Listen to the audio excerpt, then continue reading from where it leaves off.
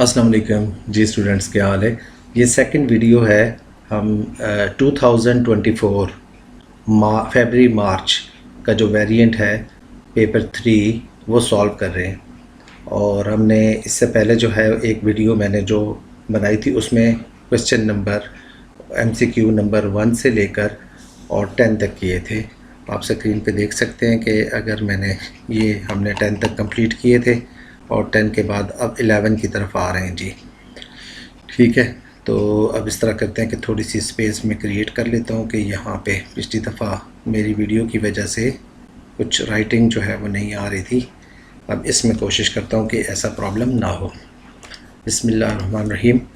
तो सेक्शन जो है वो क्वेश्चन नंबर 11 देखते हैं क्या है। The government wishes to use market forces, demand and supply की फोर्सेस को जो है वो यूज़ करके negative externality in consumption of goods ख़त्म करना चाहती है। Negative externality in consumption means के जो थर्ड पार्टी पे इम्पेक्ट जा रहा है, चाहे वो प्रोडक्शन की वजह से है, नहीं यहाँ तो कंजम्पशन है कि अगर एक कोई स्मोकर है, जब वो स्मोकिंग कर रहा है, वो कुछ गुड्स कंज्यूम कर रहा है, तो थर्ड पार्टी जो नॉन स्मोकर हैं वो उसके जो धुएं की वजह से, स्मोकिंग की वजह से वो भी अफेक्ट हो रहे हैं। ठीक है जी। मैं गाड़ी चलाता हूँ, अपनी कॉलेज यूनिवर्सिटी जाता हूँ, वहाँ पे रास्ते में यानी मुझे तो कुछ एक तरह की कॉस्ट, प्राइवेट कॉस्ट बेयर करनी पड़ती है इन फॉर्म ऑफ पेट्रोल। ठीक है, लेकिन मेरी वजह से मैं इन्वायरमेंट को नेगेटिवली कंजेशन क्रिएट कर रहा हूँ, नॉइज़ क्रिएट कर रहा हूँ, पॉल्यूशन क्रिएट कर रहा हूँ। ये नेगेटिव एक्सटर्नलिटी इन कंजम्पशन है कि मेरी कंजम्पशन के दौरान थर्ड पार्टी को नेगेटिव साइड इफ़ेक्ट्स हो रहे हैं। अब गवर्नमेंट इसे जो है वो किस तरह जो है वो टैकल कर सकती है। गवर्नमेंट के पास बहुत से मेथड्स हैं। एक फॉर्मल मेथड है और आजकल एक और फेमिलियर किस्म का मेथड आ गया जिसको कहते हैं नज। नज मींस के गवर्नमेंट ये कहती है कि हम डायरेक्ट आप पर टैक्स नहीं लगाते। यानी गवर्नमेंट एक तरीका तो ये करे ना कि मुझ टैक्स लगा दे, फ्यूल पर, पेट्रोल पे बहुत टैक्स लगा दे। ठीक है जी। जब टैक्स बहुत लग जाएगा मैं गाड़ी लेके ही नहीं जाऊँगा। या सिगरेट, मैं स्मोकर हूँ, वैसे मैं स्मोकर नहीं हूँ, मैंने ज़िंदगी में स्मोकिंग नहीं की। सिगरेट को एक दफ़ा शायद यूँ हाथ लगा कर वापस किया हो अपनी FSC के दौरान। लेकिन यह है कि अगर मैं स्मोकर हूँ और मैं स्मोकिंग करता हूँ तो टैक्स इतना ज़्यादा लगा दें कि सिगरेट लेट सपोज़ के पता नहीं आजकल कितने का होगा, लेकिन अगर वो 500 का, 1000 रुपये का हो जाए, बहुत एक्सपेंसिव हो जाए, तो कोई उसे ले नहीं सकेगा। जब नहीं लेंगे तो वो उस गुड्स को कंज्यूम नहीं करेगा, तो नेगेटिव एक्सटर्नलिटी भी उससे कम हो जाएगी। ठीक है, ये है फॉर्मल मेथड, यानी आप टैक्स लगा दें उसके ऊपर। लेकिन आजकल जो गवर्नमेंट्स हैं वो ये कह रही हैं जी टैक्स ना लगाएं, आप इस तरह करें कि नजिंग करें। नजिंग, बिहेवियरल इकोनॉमिक्स आ गई है कि आप लोगों को सपोर्ट करें कि वो राइट डिसीजन लें। और इस पर एक बुक लिखी है, मैं अभी इससे पहले देख रहा था, यहाँ पर मैंने फिर वो कॉपी कर ली कि वो नजिंग क्या होता है। कुछ मटेरियल जो इससे रिलेटेड है मैंने अभी कॉपी पेस्ट किया, ये कल वाला था। नज, नज को ज़रा देखते हैं क्या है। नज में आप ये देखें, ये एक बुक है, न्यूयॉर्क्स टाइम बेस्ट सेलर बुक है और इसका नाम है रिचर्ड एच थैलर एंड सस्टेनन कहते हैं इसको ना, सस्टेनन पता नहीं इसकी सही प्रोनाउंस क्या है, मैंने इतना इसको बुक को तो नहीं, लेकिन आपकी बुक में इसका नाम जो है वो टेक्स्ट बुक में इसका नाम है। ये कह रहा है नच करें। देखें फ़ोटो से पता चल रहा है कि नच का मतलब है सपोर्ट करें। ये जो एलिफेंट है, जो ये ब्लैक वाला, ये येलो उस छोटे को और छोटा उसको आगे नच कर रहा है, सपोर्ट कर रहा है, चलने में हेल्प कर रहा है। तो गवर्नमेंट भी आपको सपोर्ट करे कि आप राइट डिसीजन लें। ठीक है, क्योंकि गवर्नमेंट जो है वो, नच क्या होता है, नच थ्योरी है इन्फ्लुएंसिंग चॉइस। यहाँ पर मैंने इसे, ये की टर्म्स है जो बुक से ली गई है, influencing choice by nudging individual towards making more efficient effective decision. Effective का मतलब ये होता है कि आप सिर्फ सपोर्ट करें लोगों को। कि जैसे एक क्वेश्चन था, पता नहीं कुछ पिछले साल में था ये, मैंने देखा कि वो कह रहे हैं कि सिर्फ़ अगर आप लोगों को ये चाहते हैं कि वो मिठाइयाँ इस्तेमाल ना करें, चॉकलेट ज़्यादा यूज़ ना करें या शुगरली ड्रिंक यूज़ ना करें, रादर फ्रूट वगैरह ज़्यादा यूज़ करें, तो उसमें ये कर सकती है कि गवर्नमेंट इस तरह नहीं है कि मिठाइयों पे टैक्स लगा दें और उसको सब्सिडी दे दें। इसके बजाय आप जो सुपर स्टोर्स हैं उन्हें कह सकते हैं, उन्हें कंपेल करें कि आप इनको आई लेवल तक रखें, यानी जब कोई चॉइस कर रहा हो तो नीचे ना पड़ी हो चीज़ें, ऊपर पड़ी हो तो वो उसे बाय कर लेंगे। इस तरह सपोर्ट करती है गवर्नमेंट कि जब आप चॉइस करें तो राइट चॉइस करें। फॉर्मल इंटरवेंशन के बजाय बिहेवियरल इकोनॉमिक्स की बात कर रहे हैं। तो यहाँ पे मैं इस तरफ आता हूँ, ये मैंने यहाँ पे रखा हुआ है जी। The government wishes to use market forces. अच्छा, यहाँ पर गवर्नमेंट जो है वो डिमांड एंड सप्लाई फोर्सेस को यूज़ कर रही है, नजिंग की बात नहीं कर रही। Remove the negative externality in consumption of goods, which policy is likely to be more effective. अगर गवर्नमेंट जो है वो डिमांड एंड सप्लाई फोर्सेस को यूज़ करके इसे कम करना चाहती है तो फिर तो नजिंग से उस तरह डायरेक्ट इफ़ेक्ट नहीं होगा। It should provide information about the undesirable side effects of the good। ये नज है कि आप कहें नहीं जी आप जो है वो रोड यूज़ ना किया करें, बाइसिकल पे अपने कॉलेज जाया करें, आप जो है वो चॉकलेट्स और मिठाइयाँ ना खाएं, फ्रूट इस्तेमाल करें, आप जो है वो जंक फूड यूज़ ना करें, आप वॉक करें, आप ज़्यादातर वेगन या वेजिटेरियन हो जाएं, मीट कम इस्तेमाल करें। इस तरह की जब इंफॉर्मेशन देते हैं तो ये इससे कम तो होती है कंजम्पशन, लेकिन उतना इफ़ेक्टिव नहीं होती, इतना ज़्यादा। यानी यहाँ तो लफ्ज़ लिखा ही हुआ है, शायद एक लफ्ज़ है कि government wishes to market for remove negative externality in consumption, which policy is most effective. Most effective का मतलब है कुछ और पॉलिसियाँ भी काम करती हैं, लेकिन आपने मोस्ट इफेक्टिव वाली बतानी है, ठीक है। तो ये इफ़ेक्टिव तो किसी हद तक काम तो करेगी, बट मोस्ट इफेक्टिव नहीं होगी। It should give producer a subsidy. जब आप प्रोड्यूसर को सब्सिडी देंगे तो to allow consumer to purchase the product more cheaply. जब आप प्रोड्यूसर को गवर्नमेंट जो है वो सब्सिडी देगी फिर तो प्रॉब्लम और ज़्यादा हो जाएगा। कैसे? सब्सिडी देने की वजह से वो प्रोडक्ट, सिगरेट वालों को आप सब्सिडी दे दें, ठीक है जी, कि पहले 100 रुपये का मिलता है तो अब वो 10 रुपये का मिले, फिर तो हर कोई यूज़ करेगा और नेगेटिव एक्सटर्नैलिटी बढ़ जाएगी। तो ये नहीं है, बिल्कुल ही अपोजिट डायरेक्शन में है इसका जो क्वेश्चन पूछा गया उससे। It should impose an indirect tax on consumer. हाँ, कंज्यूमर पे आप इनडायरेक्ट टैक्स लगा दें। सिगरेट वालों को indirect taxes are tax on consumption होते हैं, और जो डायरेक्ट टैक्सेस हैं these are the tax on incomes and profits होते हैं। तो जब कंजम्पशन यानी सिगरेट्स पे गवर्नमेंट ने टैक्स लगा दिया तो वो महंगा हो जाएगा। तो और टैक्स कौन से हो सकते हैं? आप sales tax, excise duty, custom duty, इस तरह के जो होते हैं, VAT, value added tax, sales tax, ये इनडायरेक्ट टैक्स हैं। ये प्राइस को इंक्रीज़ कर देते हैं, क्योंकि जब it should impose indirect tax to reduce consumption to socially efficient level. जी, क्योंकि जो प्राइवेट बिजनेसेस हैं वो अपने डिसीजन वहाँ करते हैं जहाँ मार्जिनल प्राइवेट कॉस्ट इक्वल होती है। कहाँ पे? जहाँ प्राइवेट बेस पे marginal private cost equal to marginal private benefit. They ignore the external effect, externalities को इग्नोर करते हैं। लेकिन गवर्नमेंट ये चाहती है कि जब भी कोई इकोनॉमिक डिसीजन हो, प्रोडक्शन का या कंजम्पशन का, तो उसमें वहाँ गुड्स बने जहाँ मार्जिनल सोशल बेनिफिट और मार्जिनल सोशल कॉस्ट इक्वल होती हैं। जहाँ marginal social benefit is equal to marginal social cost, इस तरह हो, वहाँ पे बने, ना कि वहाँ पे जहाँ marginal private benefit is equal to marginal private cost. ये होता है मार्केट फोर्सेस तो यहाँ पे करती हैं, लेकिन इसे कहते हैं social optimum level, social desirable level of output. एक डायग्राम यहाँ पर इस तरह से कर रहे हैं कि ये यहाँ पर मैं देखते हैं, ये डायग्राम एक इसको करीब करते हैं। देखें, इस डायग्राम में ये जो है डिमांड कर्व है, जिससे आपने कहा कि ये यहाँ पे मार्जिनल प्राइवेट बेनिफिट और मार्जिनल सोशल बेनिफिट जो है वो इक्वल है, और ये है मार्जिनल प्राइवेट कॉस्ट।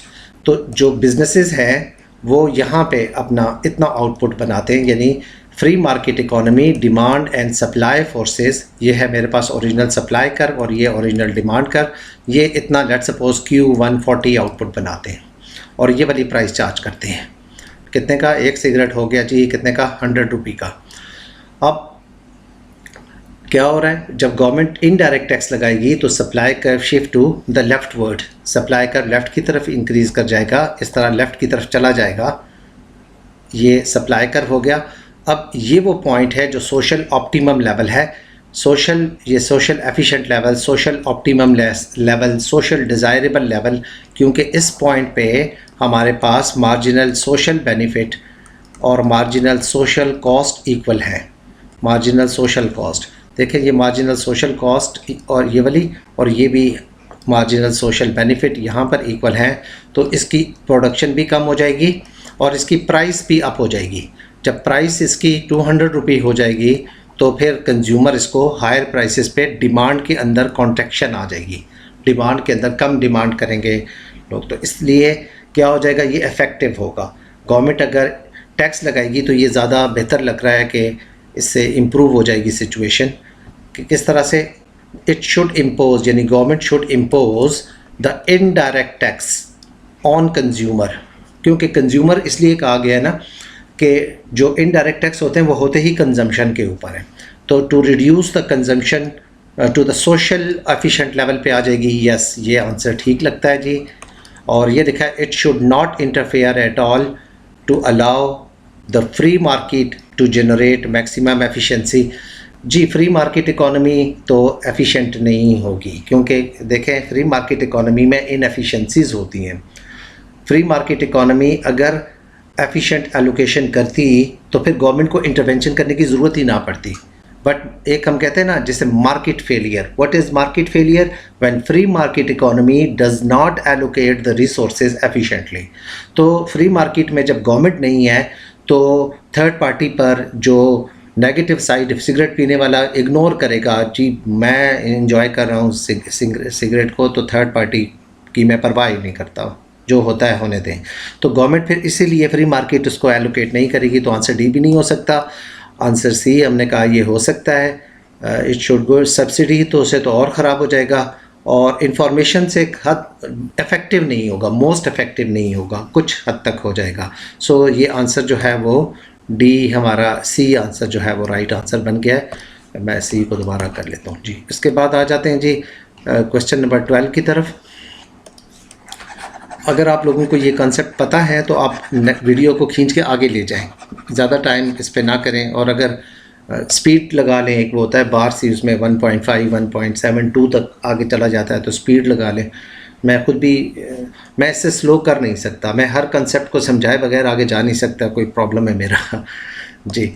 और मैं तो और भी एक पहले मैंने वीडियो जो बनाई है वो एक वीडियो जो है वो एक घंटे की एक ही समझा रहा हूँ मैं, तो उससे इफ़ेक्टिव नहीं, मोस्ट इफ़ेक्टिव नहीं होता।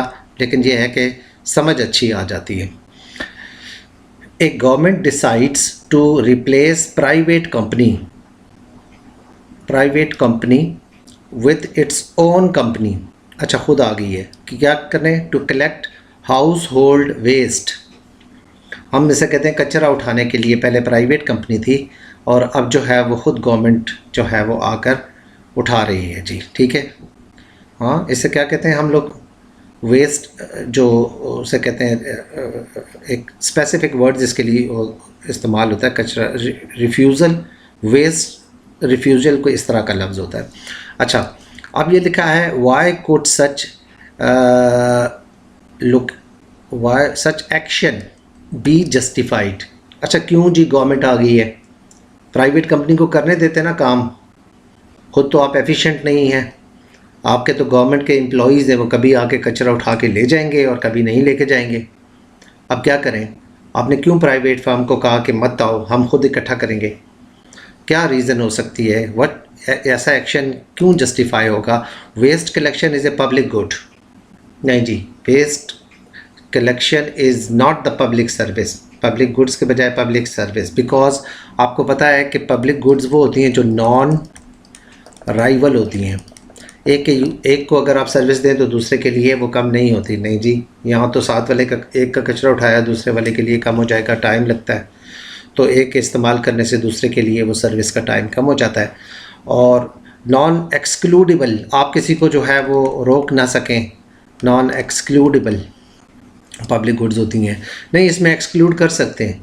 जिसने वो जो गवर्नमेंट वाला है उसको थोड़ा सा नहीं दी, कोई ईद चाय पानी शानी नहीं दिया, तो वो उसका कचरा छोड़ के चला जाता है। ठीक है जी, बेशक सीडीए का बंदा क्यों ना हो, तो वो देखेंगे कि यार ये तो कोई ख्याल करने वाला आदमी नहीं है, इनका बिहेवियर भी ठीक नहीं रहता, तो वो एक्सक्लूड खुद कर लेता है। तो ये ऐसी सर्विस है जो कि बिल्कुल प्राइवेट गुड्स की तरह, it's not the public goods की पर नहीं आती, पब्लिक सर्विस पे भी नहीं आती। सो ए तो आंसर नहीं हो सकता। Cost of waste collection, cost of waste collection are bound to be lower if paid out of the local taxes.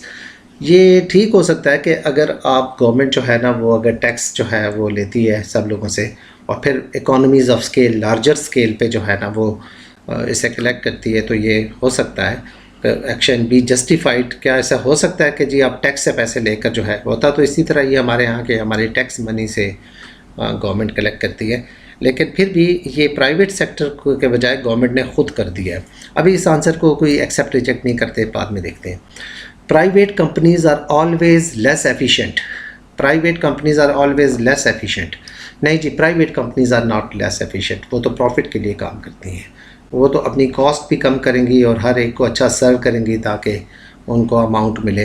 Then the government company, ये बात ठीक नहीं है, तो ये एक्शन इज़ नॉट जस्टिफाइड कि गवर्नमेंट ने खुद ले लिया कि आप एफिशिएंट नहीं हैं, हम ज़्यादा एफिशिएंट हैं, ये बात जस्टिफाइड नहीं है। Private companies might put profit before customer needs, private firms तो होती ही प्रॉफिट अर्न करने के लिए हैं। अब इन्होंने जो वेस्ट जो है वो उठानी है गवर्नमेंट ने, तो इन्हें ये पता है कि हम कम कॉस्ट पे लोगों को यानी प्रॉफिट नहीं लेंगे ना, तो हम सब लोग जो वेस्ट इस तरह से उठ जाएगा। लेकिन प्राइवेट कंपनीज जब देंगी तो एफिशिएंट सारा रोज़ाना आएंगी, बड़े सही तरीके से काम करेंगी, लेकिन अपना प्रॉफिट के लिए कॉस्ट ज़्यादा डाल देंगी कस्टमर के ऊपर। तो इस एक्शन को इसलिए गवर्नमेंट ने लिया कि प्राइवेट वाले प्रॉफिट कमाएंगे, महंगा हो जाएगा कस्टमर पे जो है ना, जो लोग हैं उन पे पर हाउस ज़्यादा आ जाएगा, इसलिए वो प्रॉफिट अर्न करेंगे। इसलिए गवर्नमेंट ने खुद जो है वो सप्लाई किया, प्राइवेट सेक्टर पर रिलाई नहीं की। ये बात खुद डायरेक्ट प्रोविज़न जैसे कहते हैं, डायरेक्ट प्रोविज़न ऑफ गुड्स खुद ये ले ली और प्राइवेट कंपनी को कहा कि आप ना करें, क्योंकि आप प्रॉफिट कमाएंगे तो एक कचरा उठाने के आप रोज़ाना 5,000 रुपये पर घर से मंगवाते हैं, हम 1,000 रुपये में काम कर लेंगे। ठीक है, इस तरीके से ये ठीक है कि प्राइवेट फर्म। ऊपर जो लिखा है cost of waste collection are bound to be lower if taxes, ये ठीक तो है कि होता है, लेकिन cost of waste collection are lower, ये डिपेंड करता है एफिशिएंसी लेवल पे कि आप कितने एफिशिएंट हैं। अगर आप एफिशिएंट नहीं है तो आपकी कॉस्ट ज़्यादा आ जाएगी। गवर्नमेंट सेक्टर है, वहाँ तो हर काम जो है वो महंगा ही होता है, तो क्या होगा कि एफिशिएंट होगा कि नहीं होगा, लोअर कॉस्ट होगी या नहीं होगी। ये तो इसलिए ज़्यादा जो दो करीब आ जाते हैं उनमें से ये डी जो है इट्स राइट कि ये बहुत क्लियर है कि प्राइवेट सेक्टर प्रॉफिट के लिए काम करता है। आगे लिखें what is failure of government micro economic intervention. Government, अच्छा एक लफ्ज़ आता है आपने अपनी किताब में पढ़ा हुआ है, उसे कहते हैं गवर्नमेंट फेलियर। एक होता है market failure. Market failure means when the free market economy does not allocate the resources efficiently. Demand and supply forces पे छोड़ दें कि तुम एलोकेट करो रिसोर्सेज, तो वो क्या करती है, वो प्रॉपर जो है वो एलोकेशन सही नहीं करती। पब्लिक गुड्स बनती ही नहीं है अगर गवर्नमेंट ना हो।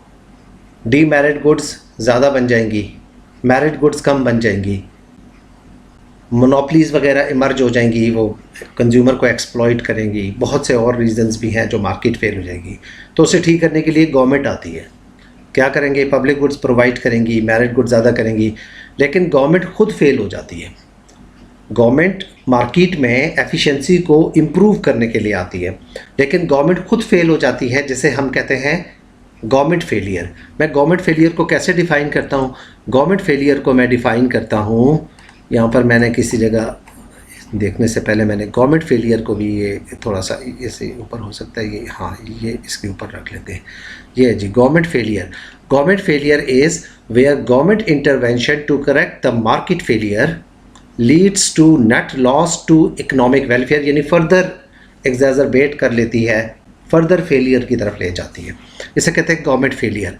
तो सम टाइम ये होता है, सम टाइम इस तरह से failure of government micro economic intervention लिखा हुआ है कि व्हाट इज़ फेलियर ऑफ, यानी what is government failure, an indirect tax equal to external cost is imposed on cigarettes and the demand fall. ये तो बहुत, ये फेलियर नहीं है, ये एफिशिएंसी इंप्रूव करेगा। जितनी एक्सटर्नल कॉस्ट है, मार्जिनल एक्सटर्नल कॉस्ट है सिगरेट पीने की वजह से, थर्ड पार्टी को, मेरे सिगरेट पीने की वजह से थर्ड पार्टी को हर मंथ सोसाइटी को लेट सपोज के 500,000 जो है वो देने पड़ते हैं, तो उतना ही जितना एक्सटर्नल कॉस्ट है उतना ही मुझ पर टैक्स लगा दें, उतना ही टैक्स लगा दें। तो मैं यहीं से दोबारा स्टार्ट करता हूँ। मैंने बाहर जी, हम यहाँ पर थे कि दोबारा से ये बता रहा हूँ, what is market failure, what is government failure, not market failure, government failure जो है। तो इनडायरेक्ट टैक्स जितना जो है वो मार्जिनल एक्सटर्नल कॉस्ट है, जितना मेरी वजह से थर्ड पार्टी को नेगेटिव साइड इफ़ेक्ट्स बेयर करने पड़ते हैं, उतना ही मुझ पे टैक्स लग जाए। पिगोवियन टैक्स कहते हैं इसको, अपनी बुक में जाके देखेंगे वहाँ पिगोवियन, पिगो एक इकोनॉमिस्ट थे, उनके नाम पर था कि जितनी एक्सटर्नल कॉस्ट होती है उतना ही अगर आप टैक्स लगा दें तो वो एफिशिएंसी जो है वो इम्प्रूव करती है। वो मार्केट, गवर्नमेंट फेल नहीं होती उसमें, तो गवर्नमेंट ठीक होती है।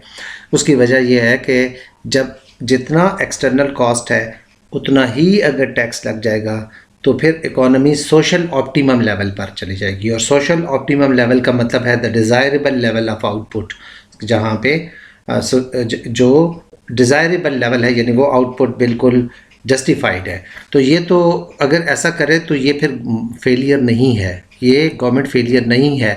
ये कहते हैं व्हाट इज़ फेलियर, कौन सा मार्केट फेलियर है, तो ये तो नहीं है, क्योंकि ये तो इम्प्रूव करता है एफिशिएंसी को। गवर्नमेंट फेलियर ये होता है कि गवर्नमेंट एक्शन की वजह से फर्दर इनएफिशिएंसीज क्रिएट हो जाएँ। ये तो एफिशिएंसीज नहीं क्रिएट होंगी, क्योंकि उतना ही लग जाए तब जितना एक्सटर्नल कॉस्ट है। आगे है limits are placed on trade unions, restrictions that increase the labour mobility. Trade unions को आपने कहा कि आप अननेसेसरीली आप जो है वो बार्गेन ना करें हाई वेजेस की, आप रिस्ट्रिक्ट करें उनकी जो एक्टिविटीज़ होती है इंडस्ट्रियल एक्शंस वगैरह की, उनको आप कम से कम करें। तो उससे क्या होगा, लेबर की वेजेस हायर नहीं होगी, तो फिर वो वेज को बेहतर करने के लिए, अपनी अच्छी वेजेस लेने के लिए जो स्किल्ड लेबर होगा वो क्या करेगा, वो उस इंडस्ट्री से मूव करके किसी और जगह जाएगा, मोबिलिटी इंक्रीज़ होगी।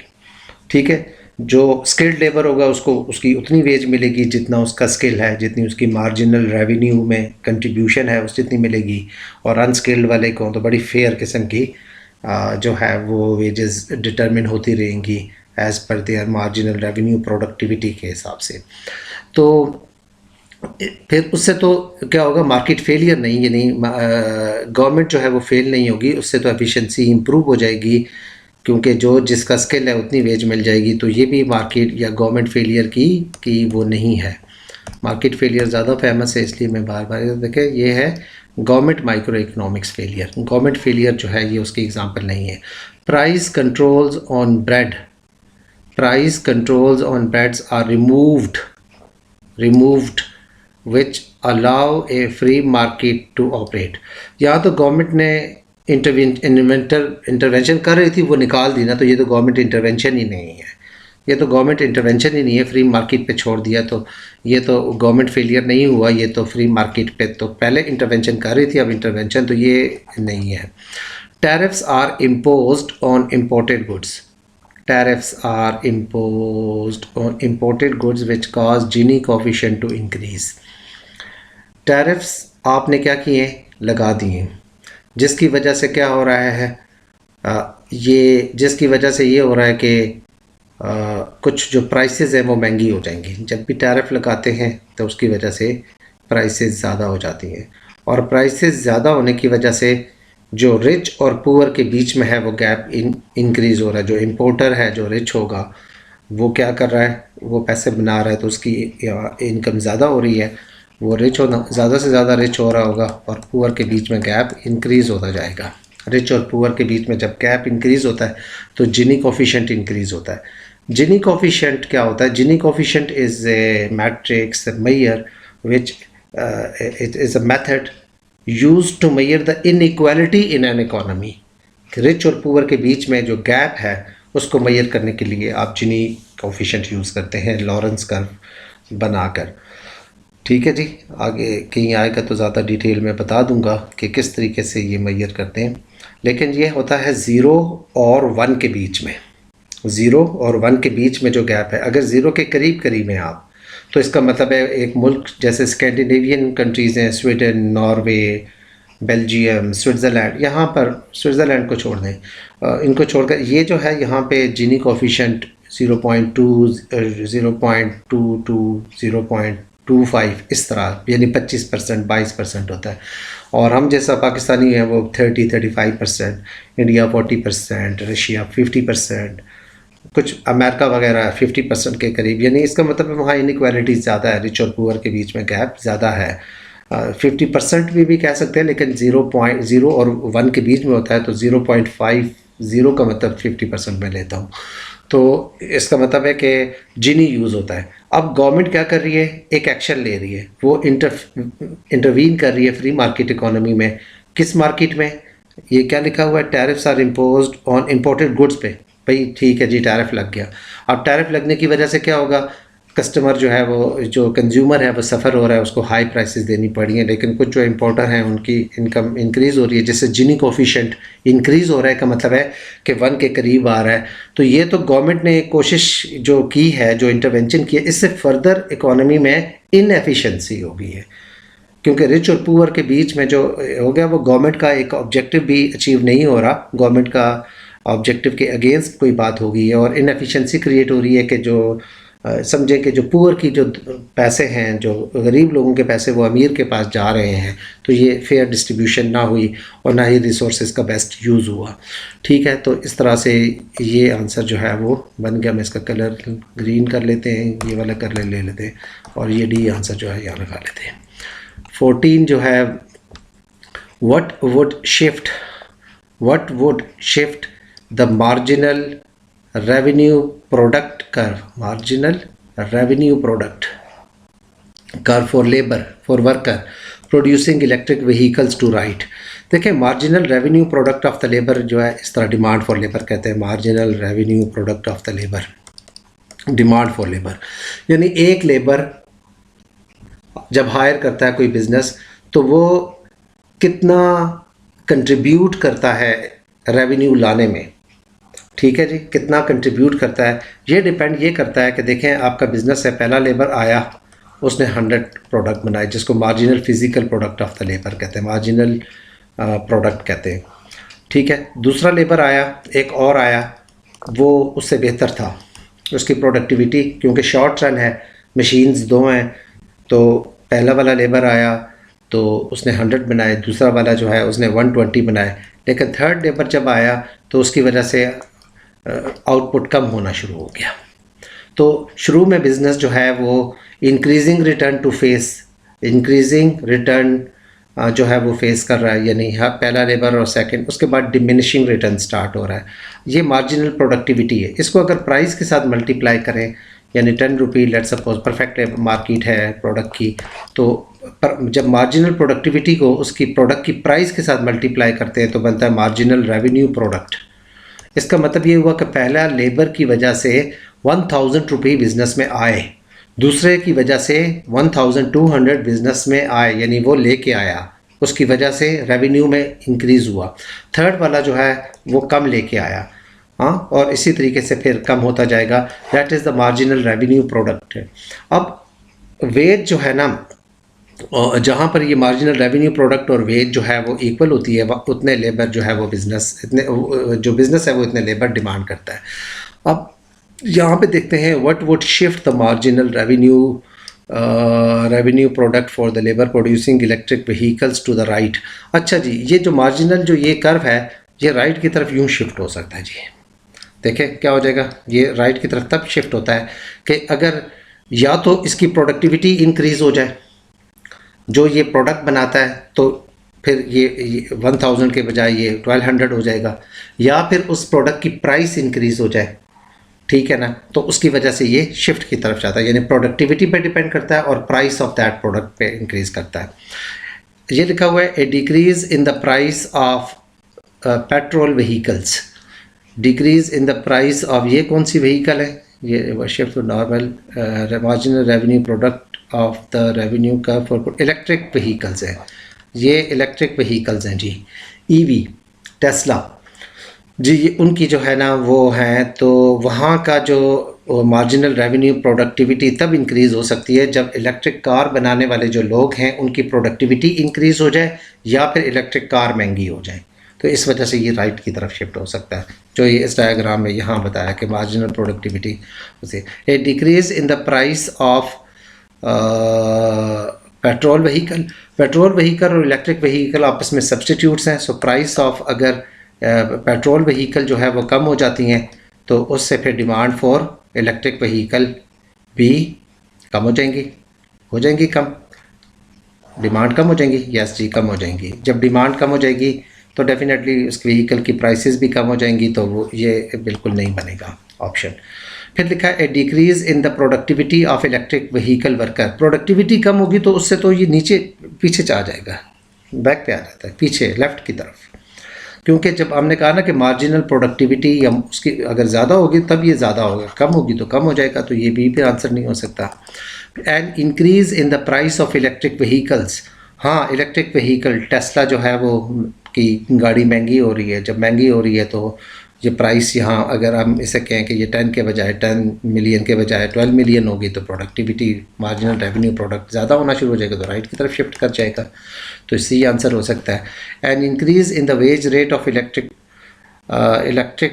अच्छा वेज अगर ज़्यादा होती है, वो ये वेज है, वेज अगर ज़्यादा हो जाती है तो फिर उसका ताल्लुक रेवेन्यू प्रोडक्ट ऑफ लेबर के साथ नहीं है। इस डायग्राम में आप देखें वेज यहाँ थी, वेज का ताल्लुक सप्लाई वाले सेक्टर के साथ है, डिमांड फॉर लेबर के साथ नहीं है, तो वेज इंक्रीज़ होने से कम लेबर डिमांड होगा, लेकिन वो डायरेक्टली यहाँ पूछा नहीं गया, वो मार्जिनल रेवेन्यू प्रोडक्ट की बात कर रहा है, इसलिए वेज जो है ना उससे ये मार्जिनल रेवेन्यू पे इम्पेक्ट नहीं पड़ेगा।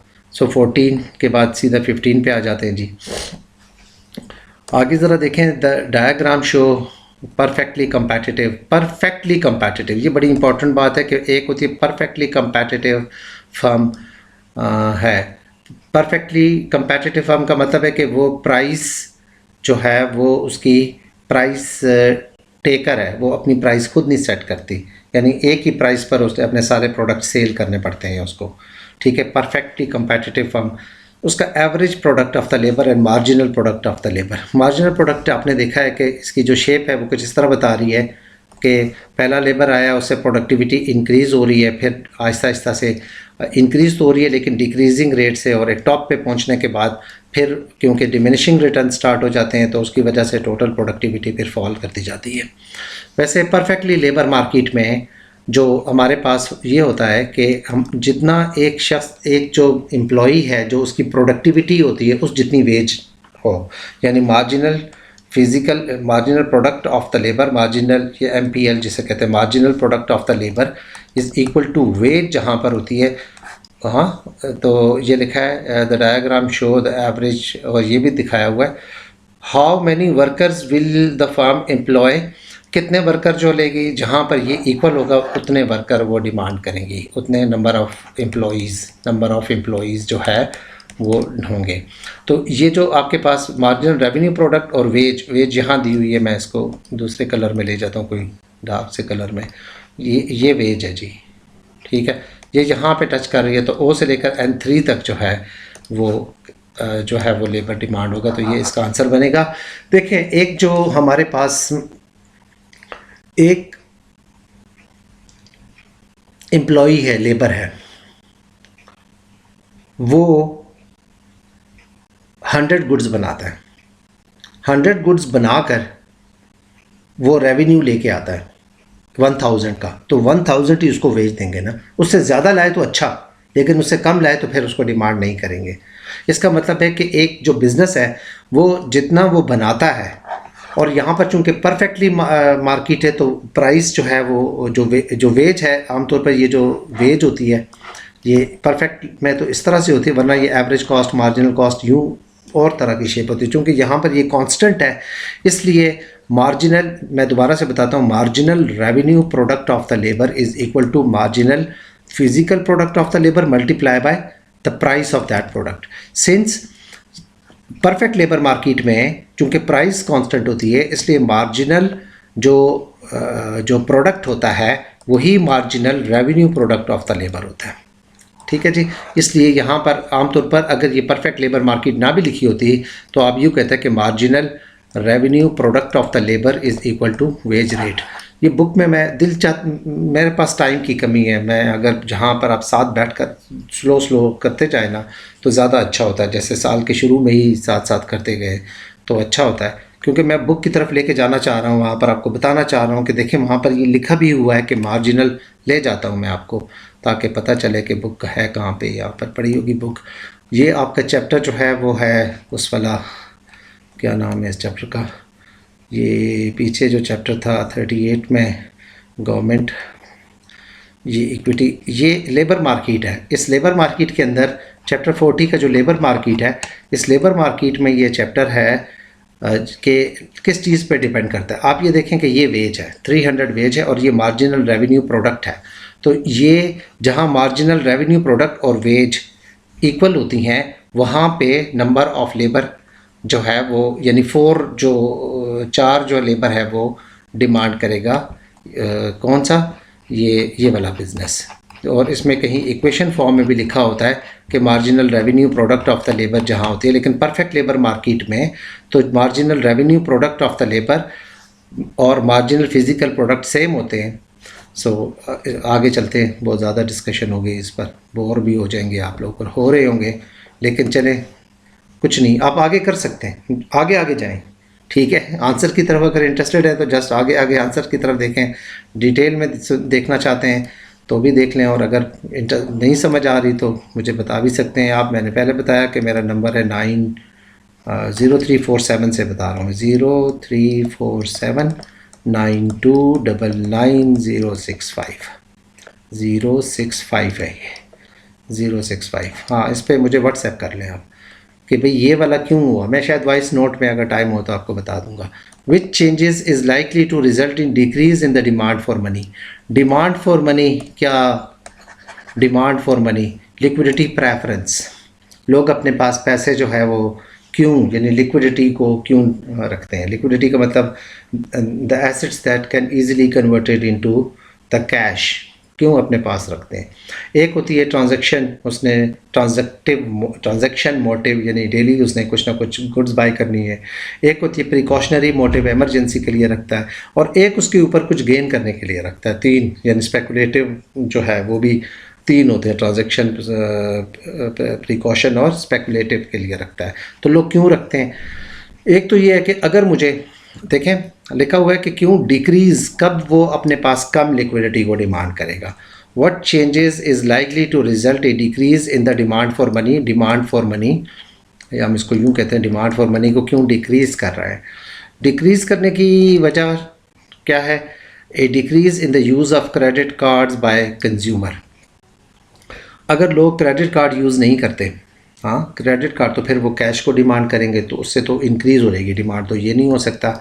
ए switch from monthly to weekly payment, monthly to weekly payment of wages. जी ऐसा हो सकता है। क्यों हो सकता है ऐसा, कि अगर मुझे महीने के शुरू में ही सैलरी मिल जाती है तो मैं अपने पास होल्ड करके रखता हूँ पैसे। ठीक है, मुझे 5 लाख रुपया मिला, मैंने घर में आहिस्ता आहिस्ता स्लो देखा जी, शुरू में जो चीज़ें देनी थी वो दे दिए, अब 1-2 लाख रुपए अपने पास होल्ड करके रख रहा हूँ ताकि मैं आहिस्ता आहिस्ता उसे महीने के आखिर तक यूज़ करूँगा। लेकिन मुझे अगर वीकली बेस पर जो है वो मिलती रहेंगी तो मैं फिर होल्ड करके नहीं रखूँगा, मनी डिमांड नहीं करूँगा, क्योंकि मुझे पता है कि इस वीक के बाद फिर मुझे मिल जानी है, तो फिर मैं कम डिमांड करूँगा। Switch from monthly to weekly, उससे डिक्रीज़ हो जाएगी डिमांड फॉर मनी, कम करूँगा मैं। ये बात ठीक लगती है। Decrease in the interest rate, अगर इंटरेस्ट रेट कम हो जाए तो लोग फिर क्या करते हैं, फिर सेविंग कम करते हैं, कंजम्पशन ज़्यादा करते हैं। ठीक है जी। इस तरीके से क्या होगा, जब कंजम्पशन ज़्यादा करते हैं, वैसे इसका ताल्लुक यूँ बनता है, ज़्यादा डिटेल में अभी बता देता हूँ, पता नहीं आगे किसी क्वेश्चन में आपके ये हो ना हो। जब इंटरेस्ट रेट कम हो जाता है तो बॉन्ड की प्राइसेस ज़्यादा हो जाती हैं। यानी बस सिंपल अभी इतना समझ लें कि जब इंटरेस्ट रेट कम होता है तो बॉन्ड की प्राइसेस क्या होती हैं, ज़्यादा हो जाती हैं। और जब ज़्यादा हो जाती हैं तो लोग अपने पास फिर क्या करते हैं, बॉन्ड की प्राइसेस ज़्यादा तो बॉन्ड सेल करना चाहते हैं। ठीक है, अपने पास फिर कैश को डिमांड करना चाहते हैं, तो उससे डिमांड फॉर मनी इंक्रीज़ होती है। उससे डिमांड फॉर मनी इंक्रीज़ होगी, डिक्रीज़ नहीं होगी। तो ये उसका अपोजिट है, जिसको लिक्विडिटी ट्रैप में हमने कहा था कि जब इंटरेस्ट रेट बहुत कम होता है तो लोग बहुत ज़्यादा मनी डिमांड करते हैं। और वो इस तरह का कोई एक ग्राफ था, मैं यहाँ बना दूँ लिक्विडिटी ट्रैप का, या इस जगह मिल जाए मुझे, यहाँ पे लिक्विडिटी ट्रैप इस तरह से, ये है डिमांड फॉर मनी। कि फिर जब जितनी मर्ज़ी आप गवर्नमेंट मनी सप्लाई करें तो इंटरेस्ट रेट जब कम होते हैं, यहाँ से इंटरेस्ट आई से लिख रहा हूँ, फिर जब लोअर इंटरेस्ट होते हैं तो डिमांड फॉर मनी परफेक्टली बहुत ज़्यादा होती है। हाँ, तो ये कंसेप्ट फिर कहीं आएगा तो उस वक्त बताता हूँ मैं। ये आ जाएगा जी, decrease in the interest rate से डिमांड फॉर मनी इंक्रीज़ होती है, डिक्रीज़ नहीं होती, इसलिए भी ये निकल जाता है इस तरह से भी। फिर an increase in the perceived risk involve in holding the government bond, अगर बॉन्ड रखने में रिस्क है तो फिर क्या करेंगे, लोग बॉन्ड सेल करेंगे। जब बॉन्ड सेल करेंगे, नहीं रखेंगे, भाई रिस्क है, यहाँ रखने का फ़ायदा नहीं है, ये तो पैसे लूज़ कर रहा है, इसको बेचो, इसको दो बाय, तो आप मनी डिमांड करेंगे तो उससे डिमांड फॉर मनी इंक्रीज़ होती है। यहाँ तो डिक्रीज़ का पूछा हुआ है, तो ये ऑप्शन भी नहीं हो सकता। ठीक है जी, ये भी आपने निकाल दिया। उसके बाद लिखा है which combination of factor is most likely lead to decrease in structural lead to decrease in the structural unemployment, कब कम हो जाएगी। देखें, स्ट्रक्चरल एम्प्लॉयमेंट आपको पता है कि अनएम्प्लॉयमेंट भी कई वजह से होती हैं, जिनमें एक सिक्लिकल अनएम्प्लॉयमेंट होती है, जब इकोनॉमी में रिसेशन चल रहा हो, जैसे कोरोना के दिन में थे तो उन दिनों में जो है वो कम थी, डिमांड जो है वो कम थी, गुड्स की डिमांड कम थी, तो अनएम्प्लॉयमेंट बहुत ज़्यादा थी। ठीक है, आजकल ज़रा बूम है दुनिया में, अच्छा चल रहा है, जीडीपी इंक्रीज़ हो रही है दुनिया की, तो उसकी वजह से अनएम्प्लॉयमेंट ज़रा कम है लेवल पे। तो ये अप एंड डाउन चलता रहता है, सिक्लिकल अनएम्प्लॉयमेंट होती है। एक होती है frictional unemployment, between two jobs, एक जॉब छोड़ी और अगला जो है कुछ अरसे तक अनएम्प्लॉयड, जैसे टीचर्स हैं, अब मेरे एक जगह कॉन्ट्रैक्ट जो है वो ख़त्म हुआ है, नेक्स्ट जगह मैं बेहतर कॉन्ट्रैक्ट की तरफ जा रहा हूँ, देखूँगा, या फिर 1 मंथ का आमतौर पर जो है वो गैप आ जाता है, तो ये 1 मंथ जो अनएम्प्लॉयड हूँ, that is called the frictional unemployment, यानी when a person is unemployed between two jobs. ठीक है जी, तो कॉन्ट्रैक्ट की जॉब्स में तो कुछ फ्रिक्शनल अनएम्प्लॉयमेंट ज़्यादा होती है। फिर एक होती है जी स्ट्रक्चरल अनएम्प्लॉयमेंट। स्ट्रक्चरल अनएम्प्लॉयमेंट ये होती है कि मिसमैच ऑफ स्किल्स। ठीक है जी, मार्केट दुनिया चाहिए क्या, डॉक्टर्स की बहुत डिमांड है जी, लेकिन सारे के सारे इंजीनियर्स बैठे हुए हैं, मिसमैच ऑफ स्किल्स है। ठीक है जी, मिस्त्री बहुत ज़्यादा चाहिए जो ये घर बनाते हैं, ठीक है, लेकिन वहाँ पर कारपेंटर ज़्यादा हैं, इलेक्ट्रीशियन ज़्यादा हैं। ठीक है, तो इस तरह मिसमैच ऑफ स्किल्स हो जाती हैं, और ये तब होती हैं जब इकोनॉमी का स्ट्रक्चर चेंज हो रहा हो, यानी इकोनॉमी प्राइमरी सेक्टर से सेकेंडरी में जा रही हो या टर्शरी में जा रही हो। जैसे अब यूरोप वगैरह है, वो क्या हो रहा है, वो सारे का सारा अपना जो मैन्युफैक्चरिंग वहाँ बंद हो रही है और वो सर्विसेज में जा रहा है। तो मैन्युफैक्चरिंग के जितने भी लोग थे जो स्टील इंडस्ट्री में काम करते थे, जो अदर कार मैन्युफैक्चरिंग में काम करते थे, अब आईफोन को भी देखें, वो क्या कहते हैं, design in California and assembled in China. तो जो लोग वहाँ पर कंपनियाँ थी जो पहले मैन्युफैक्चरिंग करती थी, वो जब चाइना शिफ्ट होगी तो चाइना में जॉब्स मिल गई, वो लोग मिसमैच ऑफ स्किल्स हैं। अब उनको मोबाइल फ़ोन और असेंबली लाइन में खड़ा होना तो आता है, लेकिन वहाँ पर होटल पे खड़े होना नहीं आता, टीचर वो नहीं बन सकते, तो उनको आपको ट्रेनिंग देनी पड़ेगी। जब गवर्नमेंट ट्रेनिंग देती है तब स्ट्रक्चरल अनएम्प्लॉयमेंट कम होती है, रीट्रेनिंग देती है आप, उससे स्ट्रक्चरल अनएम्प्लॉयमेंट कम होगी। यहाँ पर जो क्वेश्चन है वो ये लिखा हुआ है कि which combination of factor will likely to decrease in the, जब ट्रेनिंग देंगे तो तब कम होगी। देखते हैं ट्रेनिंग कहीं मिलती है जो मिसमैच ऑफ स्किल को करेगी। A fall in the inflation and increase in lending for low income households, पैसे ज़्यादा दे दें, इसका मतलब ये है कि इन्फ्लेशन कम होगी। Fall in the inflation, inflation कम हो रही है, and increase in the lending for low, यानी मनी सप्लाई ज़्यादा हो रही है, इन्फ्लेशन भी कम हो रही है, उससे स्ट्रक्चरल अनएम्प्लॉयमेंट कैसे कम होगी? क्या इन्फ्लेशन कम होने से स्किल की ट्रेनिंग बेहतर हो जाएगी? नहीं। और क्या अगर लोगों को ज़्यादा जो है हाउस होल्ड को अगर आप दे देंगे, मनी दे देंगे, यानी वो फिर गुड्स बाय करेंगे, एग्रीगेट डिमांड इंक्रीज़ होगी, एग्रीगेट डिमांड इंक्रीज़ होगी तो प्रोडक्ट की डिमांड इंक्रीज़ होगी, प्रोडक्ट की डिमांड इंक्रीज़ होगी तो सिक्लिकल अनएम्प्लॉयमेंट तो कम हो सकती है, लेकिन स्ट्रक्चर तो ट्रेनिंग से होगी ना। यानी लोगों को, इवन इंडस्ट्रीज़ को लोग चाहिए भी होंगे, लेकिन वो वाले लोग ही नहीं होंगे जो काम करते हैं। अब बहुत ज़्यादा यूनिवर्सिटीज़ में टीचर चाहिए होंगे, हॉस्पिटल्स में चाहिए होंगे, ट्रांसपोर्टेशन में, इंश्योरेंस, बैंकिंग सेक्टर ग्रो कर रहा होगा, लेकिन उधर जो है सारे मौजूद हैं फार्मर, उनको तो खेतों में काम, वो क्या कहते हैं, लगाना आता है।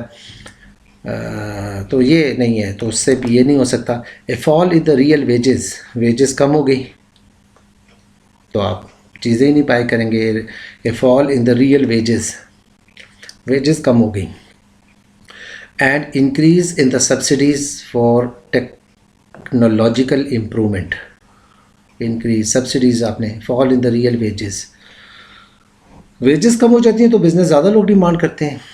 जी बिल्कुल, रियल वेजेस हो तो वेज कम होती है तो बिज़नेस ज़्यादा डिमांड करते हैं। और increase in the subsidies for technological improvement, तो टेक्नोलॉजी जब इम्प्रूव हो जाएगी तो उसकी वजह से क्या होगा कि लोग टेक्नोलॉजी लेंगे तो लोगों को अनएम्प्लॉयड करना शुरू कर देंगे, उससे तो फर्दर स्ट्रक्चरल अनएम्प्लॉयमेंट तो लाइकली ज़्यादा हो जाएगी ना, क्योंकि वो काम जो कि पहले लेबर करता था वो अब मशीनें करेंगी, क्योंकि आप उनको सब्सिडी दे रहे हैं तो टेक्नोलॉजी आ जाएगी। रोबोटिक्स मैन्युफैक्चरिंग, अगर कार बन रही है तो फिर वो जो उस्ताद और शागिर्द वहाँ खड़े होकर काम किया करते थे वो तो फिर नहीं होगा, फिर तो कम हो जाएगी। तो ये भी, इसका भी ये वाला सेकंड बिल्कुल से पता चलता है कि स्ट्रक्चरल अनएम्प्लॉयमेंट इससे इंक्रीज़ होगी, कम नहीं होगी। हमने तो कम वाला पूछना है, डिक्रीज़ वाला यहाँ लिखा है, डिक्रीज़ किस तरह होगी। फिर लिखा है and increase in the tariff and lower taxes for new businesses, increase in the tariff, tariff से कैसे होगा? टैरिफ अगर जो है वो कम हो जाए तो इंपोर्ट्स जो है, इन्हें increase in the tariff, tariff ज़्यादा हो जाए तो लोकल इंडस्ट्रीज़ क्या हो जाएगी? प्रोटेक्ट हो जाएंगी, प्रोटेक्टेड, उनकी एम्प्लॉयमेंट क्या हो जाएगी? ज़्यादा हो जाएगी। और उसके बाद क्या क्या है, और बिजनेसेस को भी आपने, यानी सप्लाई साइड पॉलिसीज़ की तरह ना, टैक्सेस भी आपने टैरिफ लगा दिए, उससे जॉब्स ज़्यादा क्रिएट हो जाएंगी। और lower taxes for new businesses, businesses पे टैक्स कम करते हो तो बिज़नेस तेज़ी से ग्रो कर रहे हैं। जब तेज़ी से ग्रो कर रहे हैं तो हो सकता है कि उसमें वो वाले बिज़नेस ग्रो करें जो कि जिनके स्किल्स, जो अनएम्प्लॉयड लोग हैं जिनके स्किल्स मिसमैच करते हैं, तो उनको हो सकता है, ये डिपेंड करता है। लेकिन ये है कि अभी इसको ना एक्सेप्ट करते हैं ना रिजेक्ट करते हैं। सी को पहले दो तो हो गए। The introduction of national minimum wage, better working condition, introduction. अच्छा, स्ट्रक्चरल अनएम्प्लॉयमेंट में आपको बताऊं कि स्ट्रक्चरल अनएम्प्लॉयमेंट जो है वो जब आप मिनिमम वेज लगाते हैं तो वो और इंक्रीज़ हो जाती है। मिनिमम वेज किस तरह स्ट्रक्चरल अनएम्प्लॉयमेंट को ज़्यादा करती है या अनएम्प्लॉयमेंट को ज़्यादा करती है? ये है डिमांड फॉर लेबर, ये है सप्लाई फॉर लेबर। अब मिनिमम वेज है 600, नहीं मार्केट वेज है 600, गवर्नमेंट ने कहा नहीं आप जो दिया करें 800 दिया करें, 800 दिया करें जी, ठीक है। अब 800 पे आपकी डिमांड और सप्लाई के बीच में, इसमें तो अनएम्प्लॉयमेंट तो इंक्रीज़ हो जाएगी, क्योंकि यहाँ डिमांड जो है वो कम है और सप्लाई ज़्यादा है, तो अनएम्प्लॉयमेंट इंक्रीज़ हो जाएगी। तो इंट्रोडक्शन ये तो और ख़राब करेगी और अनएम्प्लॉयमेंट, चाहे स्ट्रक्चरल हो या ना हो, लेकिन बेटर वर्किंग कंडीशन से तो भी बिजनेसेस को प्रॉब्लम ये होगा, कॉस्ट ज़्यादा आएगी। जब कॉस्ट होगी तो कम लोगों को कहेगा जी कम आ जाओ, तो ये तो बिल्कुल ये भी रिजेक्ट हो गया। ऊपर वाले ए बी भी रिजेक्ट हो गए, तो रह गया फिर सी रह गया। और सी की कोई बहुत हाई क्वालिटी की जस्टिफिकेशन तो नहीं है इसकी कि भाई वाकई ऐसा होगा, क्योंकि जो स्ट्रक्चरल अनएम्प्लॉयमेंट है वो तो होती स्किल्स की ट्रेनिंग देने से बेहतर होती है। बहुत से रीजंस हो सकते हैं जबकि स्ट्रक्चरल अनएम्प्लॉयमेंट के, लेकिन ये है कि बेसिकली मिसमैच ऑफ स्किल्स उसके बेसिक है। तो जहाँ हम अज्यूम देखें, जब बिल्कुल ये स्ट्रेट फॉरवर्ड रिजेक्ट हो रहे हैं, बाज़ दफ़ा आपको एलिमिनेशन मेथड से अपना रिजल्ट निकालना पड़ता है, ठीक है जी। अब इसमें देखें कि आपके पास ऊपर वाले सारे रिजेक्ट हो गए थे, उनकी रीजंस मैंने बता दी। टेक्नोलॉजी की वजह से तो और स्ट्रक्चरल अनएम्प्लॉयमेंट होती है ऑप्शन बी में। ऑप्शन ए में आप देखें कि अगर लैंडिंग ज़्यादा दी तो उससे डिमांड बढ़ती है, इन्फ्लेशन, तो जब फिर पीछे रह गया ये, तो इंक्रीज़ इन टैरिफ से जॉब्स क्रिएट होती हैं, लोअर टैक्सेस से जॉब्स क्रिएट होती हैं। तो ये क्या करती है, अनएम्प्लॉयमेंट को कम करती है। लेकिन स्ट्रक्चरल अनएम्प्लॉयमेंट को करती है या नहीं करती, ये एक इशू है। लेकिन बहरहाल अब ये आंसर है जी, बिल्कुल। हम ये अज्यूम करते हैं कि जब वो नई इंडस्ट्रीज़ बनेंगी वो उन लोगों को हायर करेंगी जो कि जिनके स्किल्स जो है उनकी डिमांड ज़्यादा है। 17-18 पे आ जाते हैं। Why might country X have higher natural rate of unemployment than. What is natural rate of unemployment? Natural rate of unemployment, ये एक दो कंट्री हैं जी। एक्स में कह रहे हैं क्या है, higher natural rate of unemployment. Let's suppose 10% लोग नेचुरली अनएम्प्लॉयड है। नेचुरल अनएम्प्लॉयमेंट का मतलब है कि गवर्नमेंट जितनी मर्जी कोशिश करे उससे नीचे नहीं लेके जा सकती। 10% लोग अनएम्प्लॉयड ही रहेंगे, गवर्नमेंट नहीं उनको कम कर सकती, करेगी शॉर्ट, फिर थोड़ा सा वो होके फिर वापस आ जाएगा जी।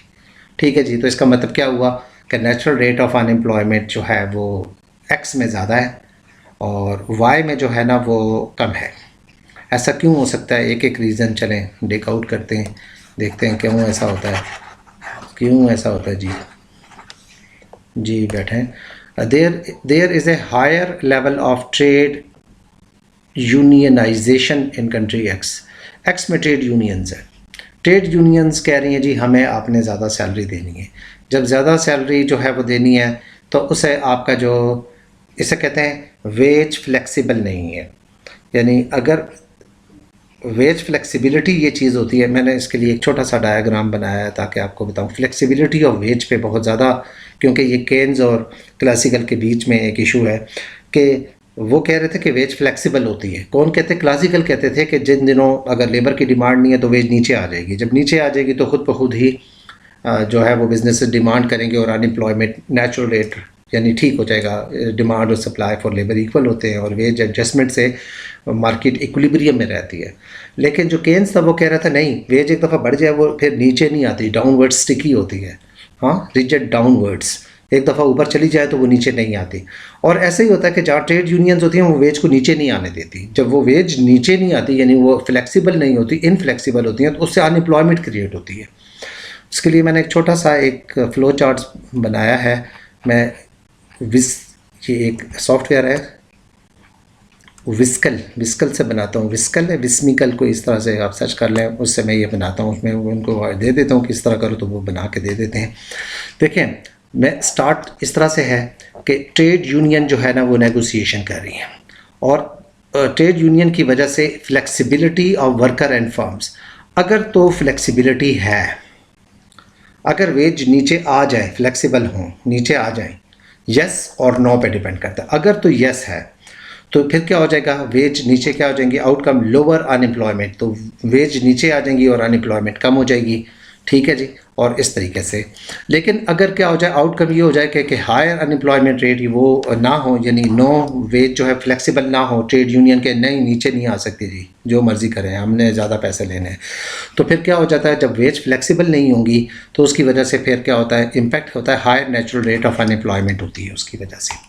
ठीक है, तो ट्रेड यूनियंस की वजह से आप यूँ कहें कि नेचुरल रेट ऑफ अनएम्प्लॉयमेंट ज़्यादा होती है। यस, हायर इसलिए है कि कंट्री एक्स में ट्रेड यूनियन है, ये इसका आंसर है। There are more training and education. Training से, एजुकेशन ट्रेनिंग से स्ट्रक्चरल अनएम्प्लॉयमेंट तो बहुत कम हो जाती है और नेचुरल रेट ऑफ अनएम्प्लॉयमेंट भी उसकी वजह से फिर कम होती है। अच्छा, नेचुरल रेट ऑफ अनएम्प्लॉयमेंट तीनों वजह से हो सकती हैं, ये बात भी मैंने यहाँ पर एक थोड़ी सी बताई है कि नेचुरल रेट ऑफ अनएम्प्लॉयमेंट जो है वो आपके पास कई, यानी उसकी जो रीज़न्स हो सकती हैं वो वॉलंटरी अनएम्प्लॉयमेंट भी होती है, उसकी रीज़न जो है वो स्ट्रक्चरल भी होती है और फ्रिक्शनल भी होती है। देखें, वॉलंटरी अनएम्प्लॉयमेंट ये होता है कि इस वेज रेट पे मैं काम नहीं करना चाहता। डॉक्टर है, उसको कहते हैं 50,000 पे काम करो, वो कह रहे नहीं यार मैंने 50 पे नहीं काम करना, तो उस रेट पे वो अनएम्प्लॉयड है। वॉलंटरीली जॉब्स मौजूद हैं लेकिन वो नहीं काम कर रहा, ये वॉलंटरी है। फ्रिक्शनल ये होता है बिटवीन टू जॉब्स। ठीक है जी, वो तो कम हो ही नहीं सकता। वो आमतौर पर हर मुल्क में 3%, 3% से नीचे नहीं जा सकता, क्योंकि हर मुल्क में कॉन्ट्रैक्ट होता है, लोग बिटवीन 2 जॉब्स होते हैं, तो 3% is a natural rate of unemployment हर मुल्क का होता है। लेकिन कुछ मुल्कों में जो ये स्कैंडिनेवियन वगैरह, उसमें जहाँ कॉन्ट्रैक्ट जॉब्स बहुत ज़्यादा हैं, वहाँ पर तो ये 6% 7% नेचुरल रेट ऑफ अनएम्प्लॉयमेंट होती है। हमारे यहाँ इतनी नहीं है, हमारे यहाँ नेचुरल रेट ऑफ अनएम्प्लॉयमेंट, क्योंकि मुझे याद है फिगर्स के, कभी जब GDP टू इन्फ्लेशन जब 2.3% हुआ करती थी पिछले, जब ये चाइना की इन्वेस्टमेंट आ रही थी तो काफ़ी अच्छे थे, इकोनॉमिक सिचुएशन हमारी अच्छी थी, तो उस वक्त जो है वो अनएम्प्लॉयमेंट काफ़ी कम हो गई थी, डिमांड बहुत ज़्यादा थी, कंस्ट्रक्शन इंडस्ट्री में बहुत ज़्यादा डिमांड थी, लोग चाहिए थे बहुत ज़्यादा, तो भी हमारी अनएम्प्लॉयमेंट जो है वो 4% तक जो है वो ड्रॉप की है। तो इसका मतलब ये है कि अब मैक्सिमम फुल एम्प्लॉयमेंट पर भी जब इकॉनमी ओवर हीट हो रही होती है, मुशर्रफ दौर में भी इकॉनमी ओवर हीट हो रही थी, मैं उन दिनों AREC applied economic research centre से MPhil कर रहा था, तो वहाँ पे जो आते थे लोग बात करने के लिए, जो स्पीकर गेस्ट स्पीकर आते थे, तो वो ये कह रहे थे, उस वक्त मुशर्रफ दौर चल रहा था, तो उसमें वो कह रहे थे कि इकोनॉमी इज़ ओवर हीटिंग, यानी फुल एम्प्लॉयमेंट पर आप पहुंच चुके हैं, इसीलिए प्राइसेस बहुत ज़्यादा हो गई थी उन दिनों में, प्रॉपर्टी प्राइसेस, हर चीज़ की डिमांड बहुत ज़्यादा थी, शायद वो डॉलर भी बहुत आया था वहाँ से, उस वजह से इकोनॉमी फुल, लेकिन जो थी 4% से अनएम्प्लॉयमेंट कम नहीं हुई, आज 7 पॉइंट कुछ % है। मैं अक्सर किसी क्वेश्चन में वो फिगर बताता रहता हूँ, क्योंकि मैं CSS की एकेडमी में यहाँ पढ़ाता भी हूँ, तो वहाँ पर मैं जो लेटेस्ट जो बजट फिगर्स होते हैं उनको सामने रख कर पढ़ा रहा होता हूँ, तो उसमें जो है वो ये है कि हमारी आजकल 7% के करीब जो है वो अनएम्प्लॉयमेंट है। अच्छा, इस बात की तरफ आते हैं तो ये तीनों वजह से हो सकते हैं, वॉलंटरी अनएम्प्लॉयमेंट, फ्रिक्शनल और स्ट्रक्चरल अनएम्प्लॉयमेंट, ये सारी रीजंस हो सकती हैं। इस पर डायरेक्टली आंसर की तरफ जाते हैं, फिर बहुत बड़ा लंबी हो जाती है वीडियो, इसीलिए इसको 3 हिस्सों में कर दिया है। अब बोर होते हैं, नहीं होते, क्या करें, बात तो करनी पड़ती है। जस्ट ऑप्शन की तरफ तो मार्किंग स्कीम है, वो वहाँ कुछ लिखा भी होता है, शायद जवाब भी हैं, वो एक ER एग्जामिनेशन होती हैं, उसके अंदर वो वजह भी लिखी होती हैं, आप वहाँ जाके देख सकते हैं, लेकिन डिटेल में समझने के लिए थोड़ा सेक्रीफाइस करना पड़ेगा आप लोगों को। नेक्स्ट मैं ट्राई करूँगा कि अब शॉर्ट करूँ, अब मैं ट्राई करूँगा कि मैं बहुत कम एक्सप्लेन करूँ। वाई माइट, तो इसमें जो है वो ट्रेड यूनियंस जो है वो बेसिकली क्या होती हैं, ट्रेड यूनियंस कहती हैं हमें ज़्यादा वेज दो, तो वेज फ्लेक्सिबल नहीं होती, जिसकी वजह से फिर स्ट्रक्चरल अनएम्प्लॉयमेंट जो नेचुरल रेट ऑफ अनएम्प्लॉयमेंट ज़्यादा होती है। उसके बाद आ जाता 19 में, over the period of a year nominal national income increase by 2%।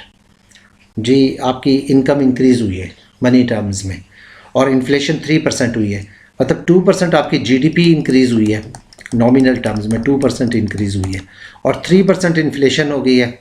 And 3% तो इन्फ्लेशन तो आपकी खा जाती है ना, एरोडिंग द वैल्यू ऑफ मनी, जो कुछ बनाया है उससे कम बना है, तो इसमें से 3% आप माइनस कर दें तो पीछे 1% रह गया।